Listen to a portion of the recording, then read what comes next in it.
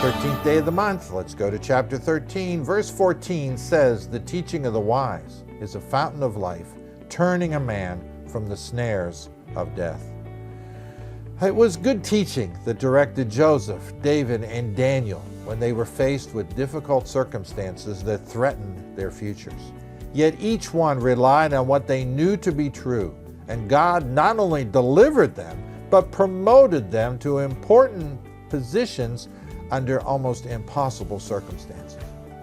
Are you in some major test of life and things are looking pretty bleak? It's not time to panic or to take matters into your own hands. Rather, it's time to trust God even more. For a great example of this, and there are many good examples, let's read how David responded when he had a chance to kill his enemy Saul in 1 Samuel 24, verses 3 through 7. It says, "He came to the sheep pens along the way. A cave was there, and Saul went in to relieve himself. David and his men were far back in the cave, and the men said, 'This is the day the Lord spoke of when he said to you, I'll give your enemy into your hands for you to deal with as you wish.'